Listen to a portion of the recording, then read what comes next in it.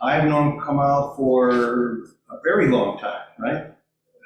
I think, but he's a real veteran at Reliance, and I've seen his slides. He has a wonderful view about what's happening in Asia, the role that India will have, the role that Reliance will have, but also what's the relative situation relative to China and so forth. So please, Kamal, if you can come up, welcome him to the podium.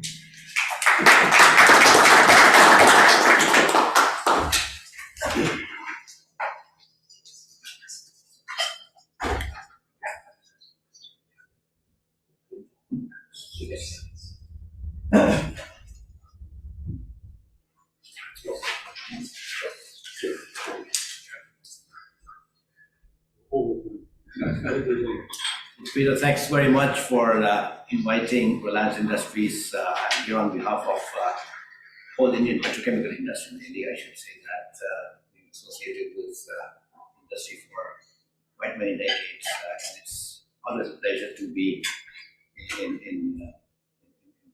in person. And all of us went through some difficult time during COVID. And we got used to virtual life, and I see something different here. And there is no substitute really seeing each other face to face.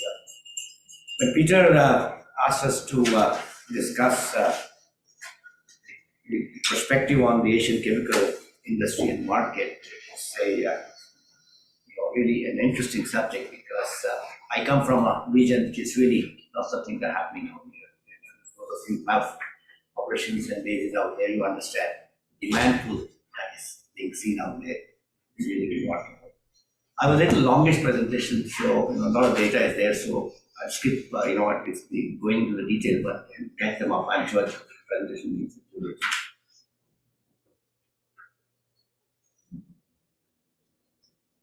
it. So my presentation I'm going to cover in six elements. I'll give you first the global and Asian economic outlook, essentially derived data from various sources. Give you then the Indian economic update, petrochemical industry in Asia, then come down to India and see how do we see our industry in India, and then some of the new dynamics which are really driving the Asian petrochemical industry, and some concluding remarks towards the end. Asia really contributes 70% of global growth. I come from that region where the growth is seen, felt, you can feel it. That's really the whole thing that really talks about it. While the global environment remains highly uncertain, but the outlook are more balanced than they were 6 months ago. We find that stability really coming in. There are some headwinds on the demand side, but we believe that growth, which was 44.6% in 23, would come down to about, it came up to from 3.9% for 2022. We expect the growth to remain about the same numbers as we go along. IMF has downgraded China's growth projection to 5% and 4.2% in 2023 and 2024. We believe that remains to be seen, but we believe some good things may happen out there, and things may improve as we go along.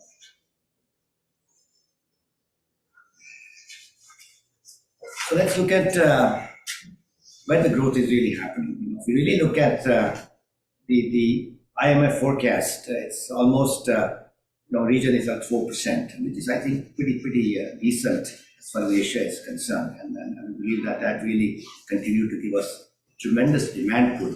I'll show you some of the slides later on. The growth in some of the Asian economies are projected to falter. Overall, we believe the economic growth overall in Asia will continue to be very strong. What is really contributing on this? But the best thing is that the inflation is slowing down. And that's really that's a really a sign of really good demand pool that's going to drive. If the inflation goes down, obviously there is more disposable income available with people, and therefore that goes in consumer spending. And we'll see some of the numbers as I go along. So let me talk now against this backdrop of Asia, what's happening in India. And I really like the title. It's really now becoming a force to reckon with. It's the hotspot for a foreseeable future. 17.7% of global population lives in one country from India. Right? We have taken over a little bit over China. And, really, that's one issue that really need to be really studied, for petrochemical industry. India currently at $3.45 trillion as the GDP. We'll see how these numbers change as time goes by. It's one of the fastest growing major economy. It's the second largest two-wheeler manufacturer globally, and now has emerged as the third largest auto market in the world. When it comes to telephone, mobility, and communication, 1.14 billion mobile subscribers. Just imagine the demand pool of those devices that are selling. As a result, India has become third largest consumer of energy, fourth largest oil refining capacity in the world, second largest textile manufacturing capacity globally, and second largest producer of food next only to China. Just some of the mind-boggling numbers are there. And we believe India is definitely on track to become a $10 trillion economy in coming 8 to 10 years. Sorry, I missed showing the slide, but let's just talk about. You're getting some real economic fundamentals are really good. You're looking at GDP growth, I just mentioned about it. As we go along, from down in 2021 because of COVID, the numbers are back again up, and you can see how these numbers are really going up. Index of industrial production, you can find those numbers are also going up. Foreign direct investment happening in the country, that's also showing healthy signs. As a result, country's foreign exchange reserves have almost touched $500 billion. Core sector growth and GST collection, the tax collection, all are showing robust signs. This means that the country's economic wheel is really moving very fast. Improving macros, the inflation is slowing, industrial growth is picking up, and as a result, the foreign exchange reserves are also stable and growing as time goes by. This gives economic power to the country as such. As we go along, the Indian economy is expected to maintain strong momentum compared to all other developed economies. The inflation has fallen from 5% year on year from what it was 6.8% way back in August. Purchasing Manager Index services grew more than 13 years at 6.1. You can see the kind of numbers that are there. And S&P Global's forecast for Indian economy is to grow at 6.6% in 23, continuing almost 6.2% in 24, and remaining about 6% in 25. We believe we'll probably do better what these numbers are. So India has now come back after what happened during COVID era, back to long-term average growth that is there, coming to almost 6.5–7%. We believe that's going to happen. Increase in capital formation indicates progress in the industrial production and economy. Domestic demand is likely to remain very strong in sectors across like automobiles, consumer durables have recorded some phenomenal sales. Consumer inflation has moderated, wholesale inflation is in the negative territory. Consumer inflation is expected to be around 5% in 24 as per the Reserve Bank's projections. Focusing, on the economic growth, we believe that a combination of domestic consumption, innovation, and international investments, which are happening now, has positioned a really good economic powerhouse. Most important thing is the growing middle class, youthful population.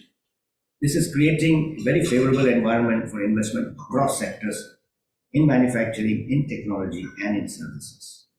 New airports are being built, new railway stations are being built, new highways are being built. You can just see that the country is really going through some remarkable change as you travel across the length and breadth of the country.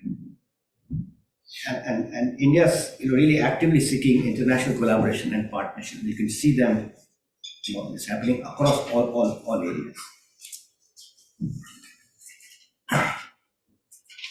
Look at any agency, Morgan Stanley, IMF, World Bank, RBI, Moody's, Goldman Sachs, EDB, everyone is saying almost the same numbers, somewhere between what we were 6.5% right to 2024.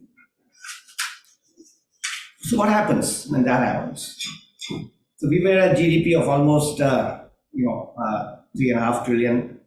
Come 2028, that number should touch 5.5, almost $6 trillion. Come 2036, that would become almost $10 trillion. Come 45, it's almost $20 trillion. And come fiscal year 48, almost 25, $26 trillion. Just imagine going from 3.5 trillion, this numbers in 24, 25 years from now. It's really incredible thing that they're witnessing back out there. Let me look at the petrochemical industry in Asia. Now come back to our business. Asia is already a robust petrochemical industry base. You look at ethylene numbers, propylene numbers, butadiene numbers, and paraxylene number. You can see amazing capacity already there in the country. And you can see China at the other end. Really, it's a massive capacity. All the countries put together does not add up to what China is across this building. Really remarkable things that we need to do. What's the outlook in studies? If I go down detailing into various products, polymers, fibers, intermediates, building block, aromatics, and elastomers, across them you find India very, very strong growth numbers across all the products that I have listed. China numbers are still good, except Japan, which is for reasons known to all of us, where the numbers are slowing down. Malaysia, Philippines, South Korea, Thailand, all of this. We just had a APEC meeting this time. India was host in the month of March, and you could see the kind of month of May, the kind of response that we got was really amazing. Over 1,000 people from these 7 member nations, Japan, South Korea, Taiwan, Singapore, Malaysia, Thailand, India, are members of APEC, which is like TBCA, or NPRA, what used to be. We had some tremendous response was there in terms of people's confidence back into our industry.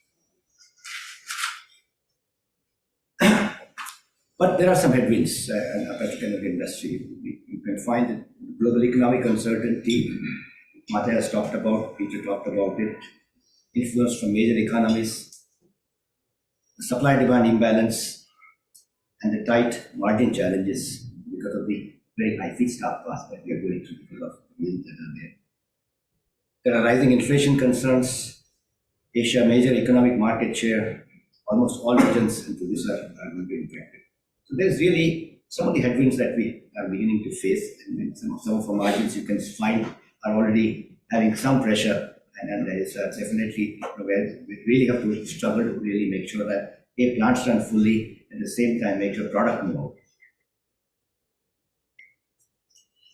Against this new capacity that's getting built, and you can find that China is building huge new capacity in 2024.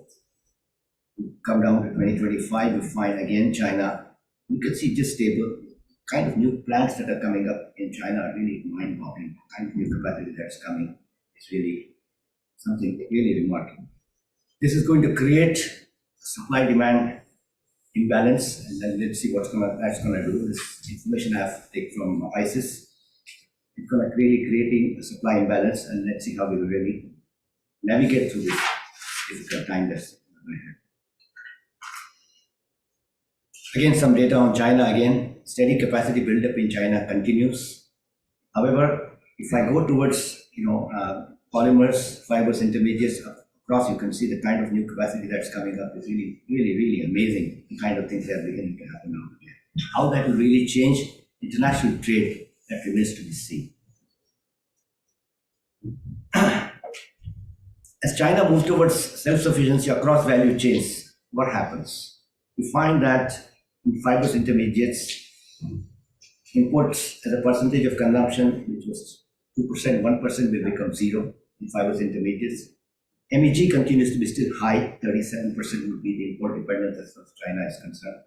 And in polymers, import dependencies come down from what it used to be, lower numbers, but still there, which means China will continue to be the biggest consumer of petrochemicals across products that we make. Because China is building so much new capacity, the material which was intended to go to China is now beginning to look for other markets. You can see that Japan export to China came down PVC from over 100,000 tons to 80,000 tons. Fibers intermediates, I mean, all dynamics are changing, and therefore this product will have to find home other than China as a result of new capacity coming up. So, is India an alternative market to China? The question is there.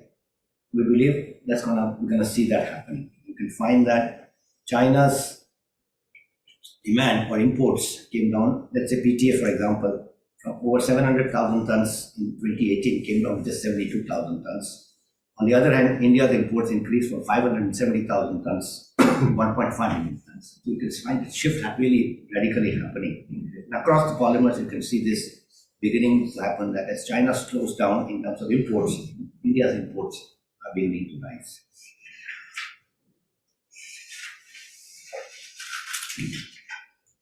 So let me look at what's happening back home. In just about 25 years from now, India would touch 100 years since its independence in 2047. As a result, the economy, we believe, would be the second largest in that time frame. This vision 2047, our Prime Minister has given this vision. Per capita income is going to increase by tenfold to $20,000 per capita. Manufacturing GDP will grow from 1.5 times to $6.2 trillion, and services GDP will grow 13 times to give us $20 trillion. Foreign direct investment will grow to over $1 trillion.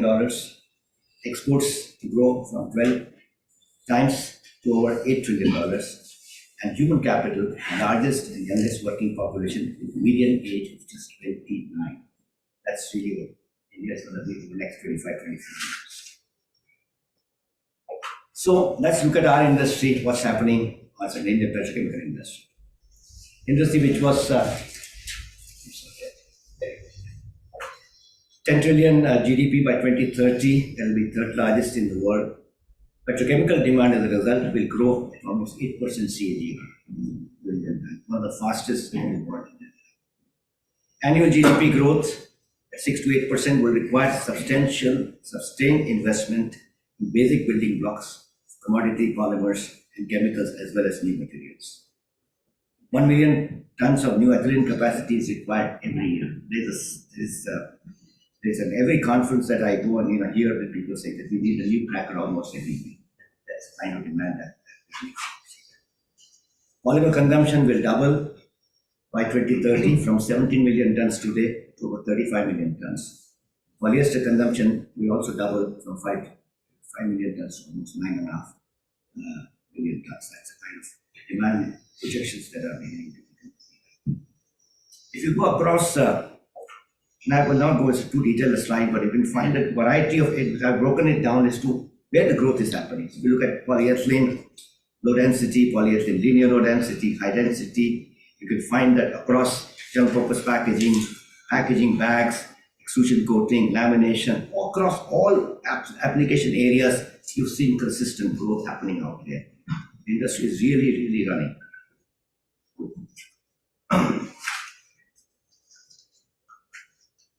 With this, again, I've gone very deep into commodity polymers, specialty polymers, elastomers, polyester chain. You can see that 2.5 times growth to reach $135 billion business by end of this decade, by 2030.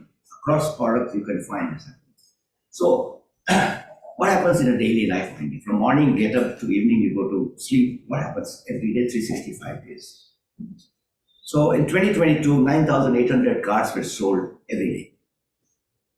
2030, this number will be 19,000. Just imagine. As a result, plastic consumption going into automotive sector will almost double. Two-wheelers. 43,000 was sold every day. That number will go to 83,000. As a result, plastic consumption will almost double. Appliances like refrigerator, washing machine, you can find that those numbers also just increasing massively. Television, same thing. Air conditioner, same thing. Across, you see any area, consumer demand is really incentive. This is really a huge opportunity opening up for industry to really come and invest across these areas. So are we geared up for new investment? Is new investment happening? There are about 11 projects are under implementation by various companies. Names are mentioned out here. 4 new major projects are announced, and projects which are on the drawing board about 12. So 27 new projects are there at a proposed investment of about $121 million. It's really beginning to happen, design stage. What is causing all this? The mega trends we are seeing are expanding middle class, rapid urbanization, food and water security, which government is really made sure that there's water on tap for every home that is there. Emergence of smart cities. Internal combustion engine transition to electric vehicle, that's the other challenge that we are beginning to see, but that's going to impact demand for conventional fuel, address that also. But as a result, the demand for polymers, specialty polymers, elastomers will continue to be there. And of course, next major thing is healthcare, health and hygiene. We make sure that 1.4 billion people have good quality life. That really has a huge, huge potential for petrochemicals across. So let's look at some of the new dynamics in the Asian petrochemical industry. What's going to impact the outlook in the medium term? The energy transition and decarbonization. Shift to renewable energy, global push towards renewable energy will impact demand for traditional petrochemical products. There will be opportunity for other types of products. Growth of electric vehicles market is going to challenge really the demand for petrochemicals. We'll see how that demand we get to readjust to that. Carbon net zero goals, regulatory pressure is there from government and all regulatory bodies. And increasingly, we are beginning to see carbon reduction targets and implementing regulation across to achieve net zero emissions. Most important thing which we have to really discuss and future events also is sustainability and circular economy. Just to make a mention, this month itself, from November 13 to November 19, United Nations International Negotiating Committee, 174 nations met in Nairobi, Kenya. Everybody was there. And that's again on plastics consumption and the next meeting will be in Ottawa, Canada in April this coming year. And the final meeting will happen in Korea in November 2024, where the island nations and most of the European nations are pushing for putting a ceiling on plastic production. No more new capacity, that's what they're asking. While United States, Middle East, India, China, etc. are saying that no, sir, because for growth we require this. So really it's a massive challenge that we are going to face. And that really needs to be addressed. Our team was there, they came back. We have to really make sure that we really put our foot on the accelerator when it comes to 100% circularity. That's really the goal.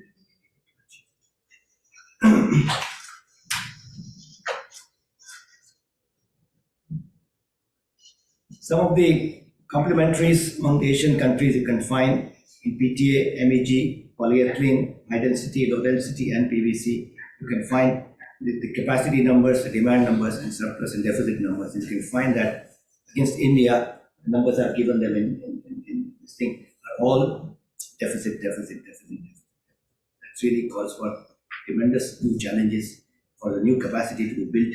Until such time, the demand will have to meet through. The next big challenge is the global mega trend is crude oil to chemicals. What's happening in this area?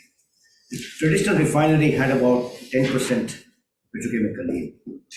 The integrated refineries would have almost 15 to 20% yield. Second generation refinery, which China and other countries are building, would have somewhere between 30 to 40%. And crude oil to chemical would have almost as high as 70% conversion. I think all of us are to get ready to make sure that we're going to beginning to see this challenges happening to our own industry.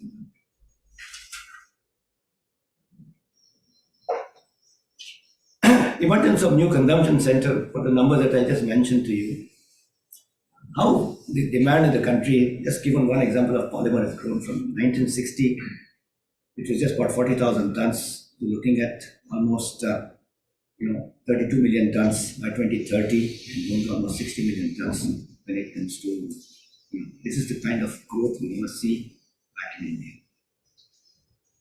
Let me just tell you what's happening within Reliance. We call it a new Reliance for New India. We are now no longer a traditional textile and petrochemical company. We are now an oil to chemical major.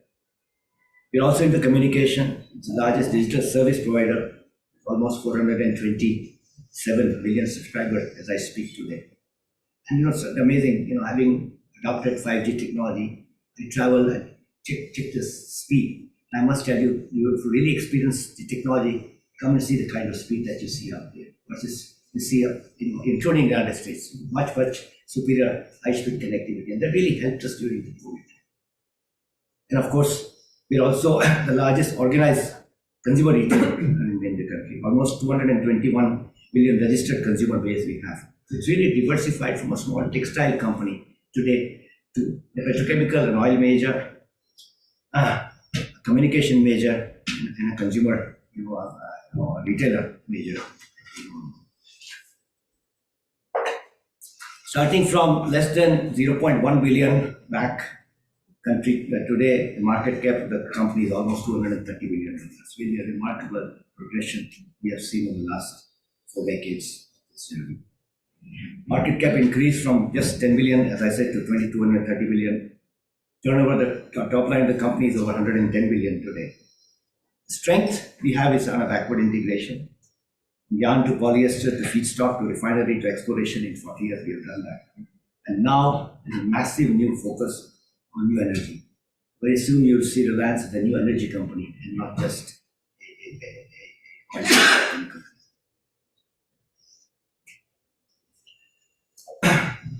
Creating digital ecosystem with data platform, data-driven services, AI services for India and the global market. That's really the mission our chairman has given to all of us. Omnichannel retail strategy to maximize reach across segments, cater to India's consumption growth. Yes, numbers that just give us. World-class integrated O2C platform will focus on energy transition, net carbon zero, sustainability. Transition to clean energy, building advanced and integrated new energy and battery storage ecosystem. As I speak, that's really beginning to happen. A whole new energy platform is being built from ground up. Incubating new platforms in petrochemical trading, financial services, healthcare and agriculture, really to service this 1.4 billion population that we have.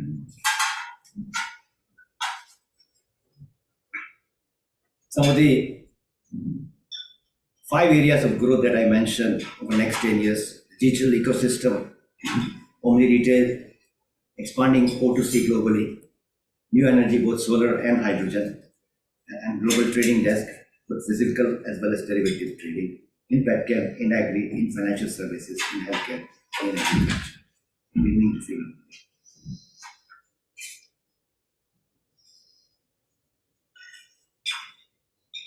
Coming to a little bit about oil to chemical platform. This was conceived as oil to chemical much before industry really recognized as a source of sustainable competitive advantage. We started practicing that way back in time. Reliance probably is the only company in the world with integrated value chain from crude to polyester and to garments. We go all the way to garments. Continued organic expansion across value chain. We focus and we have almost $20 billion investments in the next 10 years that we've been there. Our assets are world class. Our distribution infrastructure is really future-proofed and digitally enabled to make sure that this is done. An unwavering committee to our safety operations. You can find that some of our plants are probably best in class when it comes to safety operations. It's the only company with our level of integration across value chain that I've seen. There is a new energy growth roadmap to net carbon zero by 2035. Solar PV panels will be lowest cost integrated solar module globally. We'll have advanced batteries. We'll make them, all of them, out there in Jamnagar. Large-scale grid battery storage to be used in conjunction with our solar modules. Modular electrolyzer and captive green hydrogen production, that will be also happening out there. Fuel cells that could generate, gradually replace the internal combustion engine. We are getting ready for that. Of course, power electronics. So across all of these, we can find things are really going. So in conclusion, friends, Asia economic outlook is very promising. India is at the growth hotspot with major economies. Petrochemical industry in Asia facing some headwinds, but we believe that, make sure that we come out happy towards the end. China is moving towards self-sufficiency across the value chain, and that really will change the global trade balance quite a bit. Trade dynamics as a result within Asia will undergo through some fundamental shifts. India is beginning to emerge as an alternative home consumption base in China. The economic outlook for petrochemical industry is very robust as far as India is concerned. Thank you.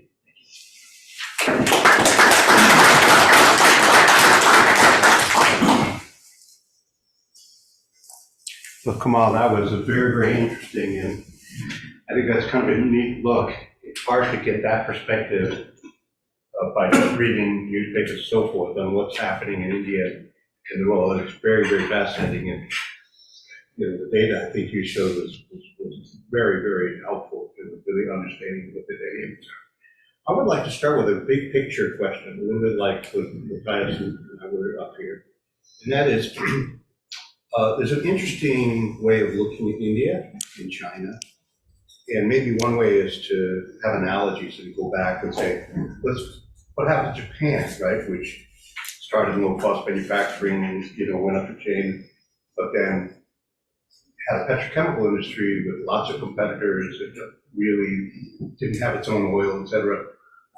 And that had an interesting phenomenon, which is they ended up with a whole bunch of high-cost producers of petrochemicals, because basically the manufacturing cost structure in Japan for petrochemicals is not that great. But they had all sorts of barriers that they wanted to supply a lot of their own petrochemicals for their group company and so forth. So that turned into a good and bad outcome for Japan, right? And one of the questions is, if Japan had taken a different approach, and instead of building its own petrochemical industry, which did not have any particular advantage, either technology or whatever, except maybe in certain grades, medical grade, linear polyethylene, whatever it is, would they have been better off in their economy? South Korea, went after the same kind of approach, right, which was to feed its growing manufacturing sector, built up LG chemicals, et cetera, and tried to produce a lot of its own petrochemicals, even though we all know that ultimately commodity chemical plastics shipped from the Gulf Coast at least really very competitive, right? So the question is this: if you then think about China and India in that context, are we facing the same kind of scenario where there's kind of an artificial creation of a high-cost petrochemical industry in China with too many competitors? I mean, China right now is going through consolidation.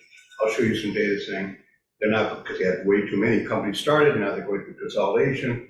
So they're going through some of the same kind of dynamics. So really the big picture strategic geopolitical question is this: is India and China, are there lessons from the experience of Japan and South Korea for India and China with regard to the development of their petrochemical industry? Because obviously, just like Japan and South Korea, neither China or India has a big oil production, right? China has some, but not that much. So I guess that's a big picture question, right?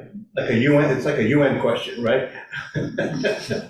Well, I agree, but what we can only see, I would say that several years ahead, can't really go much beyond that. But we are beginning to see the other thing that India is doing is entering into politically in the Southeast Asian bloc, because a set of FTAs, or free trade agreements, that's really opening up trade between India and some of these countries decline.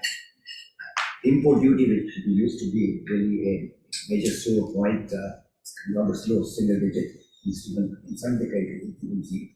So, I mean, just to give you an example of PVC, India imports 2.5 million tons of PVC. We just announced 1.2 million tons of PVC. Japan, which used to export PVC to China, is today selling 600,000 tons of PVC to India. The kind of shift that I'm beginning to see are very, very, very so, just because of this decision of the free trade agreement. So India today has a free trade agreement with Japan, with ASEAN, just have one with UAE. There's one under negotiation with Saudi Arabia. There's one with Australia. Just imagine the kind of thing that are happening. Australian wine will come to India. Indian wine will go to Australia. One with UK. You can find the European whiskey coming to India, and then you get Indian whiskey also coming. Kind of thing they are beginning to see under this political backdrop are very shifting. All of these have somewhere or the other some connection to our investment. So really, I mean, difficult to see what lessons do we learn from Japan. Japan, of course, is facing a very accelerated aging population, and that really is a challenge, as you mentioned it. But we are, I think, far away from that. Yeah, and that is not a petrochemical question, right? Yeah. Well, it's very interesting because actually, if you expand that analogy further, it's kind of an interesting story. For example, U.S. at some point, you remember, CEO Dow said, diminishing oil reserves, in the United States, we're going to be toast. Let's become asset light in North America. Try to get rid of all the petrochemical businesses, et cetera. And lo and behold, shale gas and oil was developed, and suddenly the failed attempt to sell off some of those things turned out to be a blessing, because suddenly the U.S. became a powerhouse with regard to oil and gas-based petrochemicals, right? Japan, you know, the situation, my friend, Mr. Yoshida, who was the CEO of, I think, Mitsubishi Chemical, he was booed by his colleagues when he went over to the Middle East and did a joint venture, right? Because people said, how could you possibly do that and not build in Japan? He said, but that's where the low cost is. So that's going to be an interesting question for both India and China, which is where things ultimately head long term. Because unlike for a lot of your manufactured goods, fundamentally India is a low-cost producer, right? It is a low-cost producer. But if you talk about petrochemicals, that's not necessarily true. So it'll be an interesting story over the next 5-10 years, and I'm sure we have some people in the audience who have an opinion like Dewey, right? Or has an opinion on this. But it'll be an interesting story. But do you think that it's the right balance today for India, or do you think maybe it'll go the same way of too many companies, too much capacity? But well, we'll probably see some consolidation happening. Difficult way to predict when and what time it will happen, but I can see that some consolidation directionally will happen rather than too many players, existing players to close. The other thing is that the public sector oil refineries, they have been directed to really look at what is beginning to happen. So really, that's another major shift that I'm beginning to see out there. What really will happen within the next 2-3 years is what remains to be seen. But as far as the demand story is concerned, there is no way of stopping. Yeah. That's just it. Either you make it in India or bring it from outside. Demand per capita is going to increase. Well, that I totally agree with. Let's open to questions. Anyone in the audience would like to ask a question? Is there someone from, okay, pull up the person. We got the question from someone online. Do you want to promote them to, or do you want to just read the question? Jonathan, you want to read the question? Yeah, question is around feedstock advantage in India. How do you see this impacting growth in India? This is by Venki Chandrasekhar, right? Ricky's from Chevron Phillips. He's on. It's a question for you. Oh, yep. What's the question? Question is around feedstock advantage in India. How do you see this impacting growth in India? Well, I mean, feedstock advantage is we look at advantage we don't have because we don't have our own. I know is Venky really referring to oil or to oil-derived naphtha? Which feedstock is he talking about? Not specific here. Anyway, I mean, Yeah. that is really, I mean, feedstock is the only place in the world where you have feedstock advantage is Middle East and North America. Rest of the world really depends on purchase feedstocks. That's where we are. That's really what one has to really balance. But what we do is we have scale, efficiency, new plants, new technology that really helps us to overcome the disadvantage that you have of higher feedstocks. There is a politically sensitive fact, which is both India and China are buying a lot of Russian oil. It's a little bit politically sensitive. On the other hand, Modi has said, well, I have to focus on the health of the Indian economy, and so that's why I'm doing it. But I know it's created a lot of tension right around the world, both against the Chinese government and also any questions from the audience here? Yes, go ahead. Sit in the witness chair there. Reporters don't like this. I always answer questions, but Kamal, thanks for the presentation. You touched on crude oil to chemicals, so I was wondering what Reliance is doing over there. Are you currently employing some of these technologies, or is that something in the future? There is something, I mean, I'm not in a position to really give more details, but some in-house technologies are there which really working on it to see that, transition takes place. That move is already in the way. You're beginning to see that happen as travel looks 2030. I have a partially related question, which is green chemistry, right? Because a lot of the discussion and the slides that Matteo showed, et cetera, focused on oil-based, but then how do you move away from things that are not necessarily oil-based? What do you see as the potential or lack of green chemistry and making chemicals out of non-oil, out of biomaterials, et cetera, in biomass in India? Is there potential there, or is that really a long way off? India is a large producer of sugarcane. So there is directionally there is discussion going on. I know in some of the companies about ethanol-based chemistry, which is reference.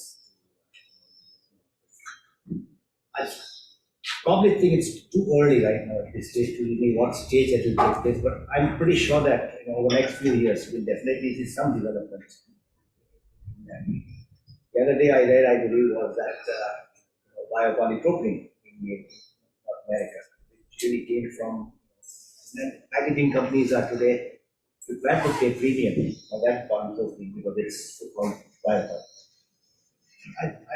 I'm pretty sure as we go towards 2030, we'll see some concrete things happening as far as the green chemistry is concerned. But the demand for people is so huge that it can absorb. Yeah, and we do a lot of work in green chemistry. We've done a lot of work, both strategy and financing with some of the leading players in green chemistry in bio-related, but also biomass. And one of the big challenges there is you can't retrofit a plant to make it. So you have to build a new one. So in a sense, one of the big barriers is the fact that you have to build a new plant, right? If you want to make chemicals, solvents out of paper byproducts, you can't retrofit an existing solvents plant. You got to build a new one. And so that's one of the challenges, right? Because the sheer capital required is going to be substantial.